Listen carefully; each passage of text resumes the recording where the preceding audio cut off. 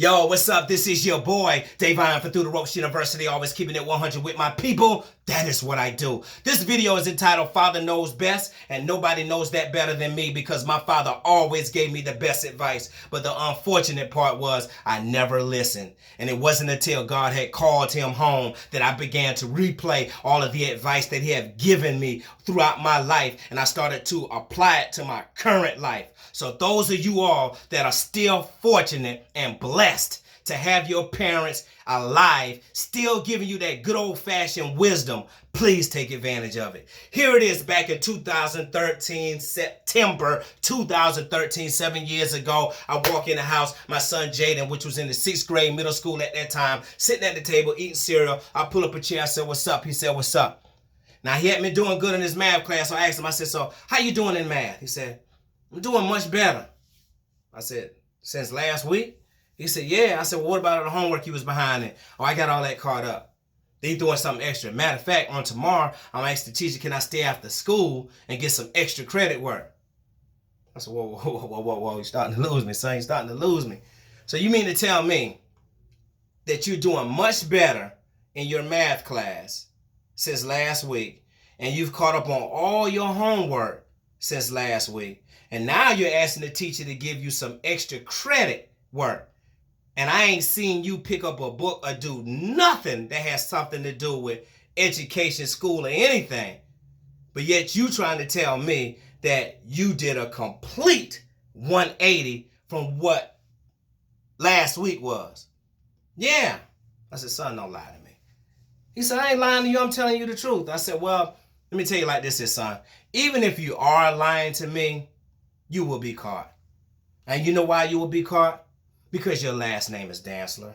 And what does that mean? I don't know what that means, son. All I know is that I always got caught. I don't know if it's because my dad was a preacher and my dad was a preacher and I was just raised around all these religious people. But every time I try to get over, under, and around anything, son, I always got caught. So you can sit there and, hey, I'm just going to lie to my dad and just think. I said, at the end of the day, son, you're only ruining your own life. And I'm telling you that for your own good because my dad told me the exact same thing. One day he picked me up from college and just told me, "I need you to grow up. You play too much. You don't take nothing serious. You always into something. And your dad is not going to be here forever." And I said, "Well, where you going?" He said, "I'm going home to be with the Lord. And I need you to get focused and stop playing so much. And stop getting into stuff." And my dad was mad for, I don't know, just out of nowhere. He was just mad. And I told my son that. I said, but guess what, son? I still didn't listen. The only time I listened to my dad is when I was in his presence. And I listened, but I never executed. I didn't do anything he told me I should be doing. But I was always on my best behavior in his presence. I said the same thing that you're doing to me. So you can't never get over, under, and around anything with me, son, because I did all of the stuff that you was doing. I know about having bad grades. I had them. I know about getting in trouble and going home lying. I remember I knew my dad was going to wear my behind, and guess what? Wear out my behind and tear my behind up. I knew he was going to do it. And you know what I did? I put on 3 pairs of pants and I was prepared. My dad came home from work. My dad said, "Boy, like you gaining weight." My mama told me he ain't gaining no weight. He got on 3 pair of pants. He know you're going to tear his behind up. And my daddy laughed. He laughed very hard. And he still told me to go get his belt, and he wore my behind out. And you know what, son? My dad also told me if I get in trouble one more time at that school, he's going to beat me for a week. Every day for a week. And you know how? Because every time I come home from school, we would have the sticker on, right? And the sticker would let your parents know what kind of day you had. So if you go home with a smiley face, you had a great day. So I remember my dad told me, if you get in trouble one more time, I'll beat you for a week. I said, son, I went to school on my best behavior. I went to every class, didn't do anything. And I remember it was the last 10 minutes of school. I was sitting there quiet, waiting on the bell ring. And she was getting ready to issue out the smiley faces so I can go home and let my dad be proud. And then this little boy started kicking my desk for no apparent reason. So I turned around and I said, "Man, stop kicking my desk." And my teacher said, "Who is that talking?" "David." And she said, "Come up here." And she gave me the frowning face. And I was mad, son. I've been on my best behavior all day. Now I got to go home. When I went home, my dad saw that sticker. He wore my behind out. The next day, I went to school, came home with the smiley face. He still beat my behind. Went to school the next day, came home with another smiley face. He still beat my behind. My dad kept his word. Whenever he said he was going to do something, son, he did it. And he whipped my behind every day because he was trying to show me something. My dad is completely different from how I am. And maybe that's to a fault because I should be just as stern with you like my dad was with me. But here I am trying to be your friend, you know? I said, I know you got some excuses of why you are the way you are, and I am to blame, son. I am to blame. Because I remember when you was coming up, before you got into 6th grade, when you was real young and you was hanging out with me when I was still kind of doing my worldly thing and running the clubs. I remember you used to be with me when I go, you used to witness me pick up a girl and drop her off and pick up another one. Every time you look up, introduce you to somebody different, and you done been to the club, you done seen the strippers up close, and you done seen that lifestyle, you done been in my music videos with me, you done seen a lot of stuff that most kids aren't able to see at your age. But son, you still don't have an excuse because I made so many mistakes with my life, and I'm trying to not see you go through all of the stuff that I went through. My dad told me, stop playing so much, doing stuff, and I never listened. And next thing you know, here I am running from the police. Now I'm standing in front of a judge, and my dad was furious. What you running from the police for? I don't even know why I did it. Didn't have no drugs, didn't do anything, but I ran from the police, and my dad was infuriated. He said, boy, don't you know those cops could have killed you? And it wouldn't have been nobody's word but theirs. He was mad. Every time I tried to do something, I joined the military, came home, knew my license was suspended. And my mom said, hey, don't drive that car tonight, just wait till tomorrow. Nah, I'm trying to get to the campus. I'm trying to let everybody know, hey, your boy back home. Next thing you know, whoop, whoop, I'm in jail. Every time, son, I tried to do something, I got caught immediately. It was no grace period. I'm telling you, son, some people are just chosen by God to suffer sometimes. You know, that's what I felt like. I'm like, every time I do something, I get caught. But I got homeboys that do stuff all the time. So like they being blessed.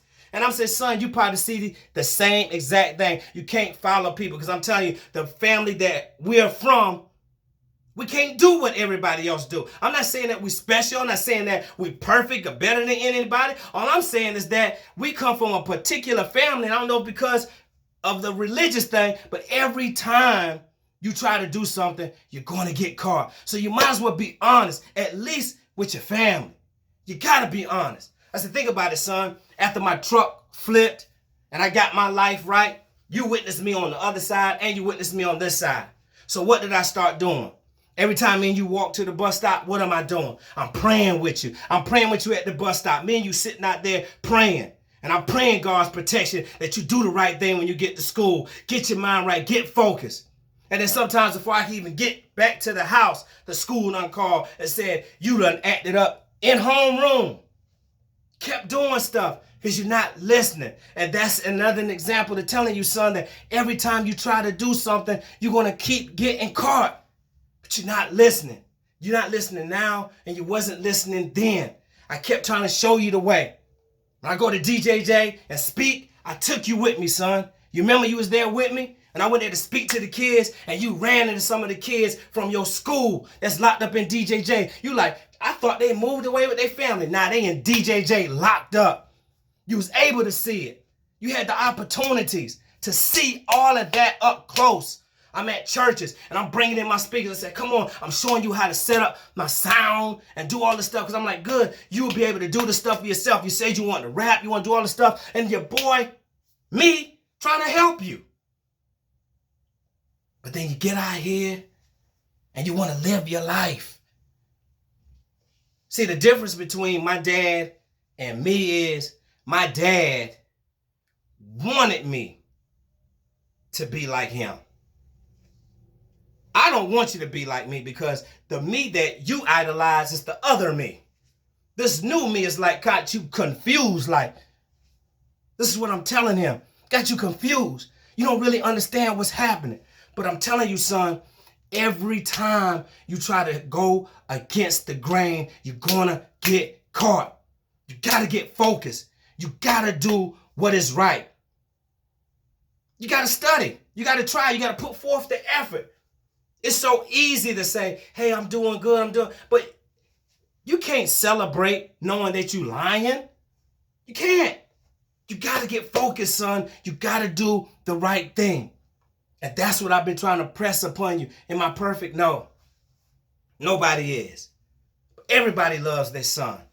And I told you, son, if you don't do the right thing, don't put yourself in a position where somebody else has to determine your life. Don't let nobody be able to change the weather in your future. But here it is. I'm telling my son all this stuff. Next thing you know, me and him standing before a judge because he tried to take something that didn't belong to him. And now I'm standing there, and for the first time in life, he see that there's nothing that his dad can do. And I told you, son, every time you try to do something, get over, under, and around something, it's going to happen because it happened to me. But I didn't want it to happen to you. So I'm talking to my son, and I'm reminding him about all the stuff, and I'm telling him about everything that I went through and all of the stuff. The next thing you know, I asked him again. So, son, tell me how you doing in math. He says, Dad, for real, I'm doing good. I got my homework caught up, and I'm doing better in math. And for real, I'm going to ask the teacher, can I stay tomorrow? And while he's saying that, an alert comes to my phone, like a vibration. And he's still talking all this good stuff about his math class. And when I look down, Mr. Blake, his math teacher. Why my son talking and why me telling him, why I'm sitting there telling him that he can never get over, under, and around anything because you want to always be caught. So while he's sitting there telling me what he's telling me, I look down and it's his math teacher right at that very moment. I'm not making this up. And it said, hello, Mr. Dansler. I've been having some issues with Jaden. Hasn't been turning in his homework, not focusing in class, playing all the time. I need you to call me so we can set up a parent-teacher conference. Meanwhile, my son's still talking. And I said, pause that and read this. And he was like a deer in headlights. And he read it.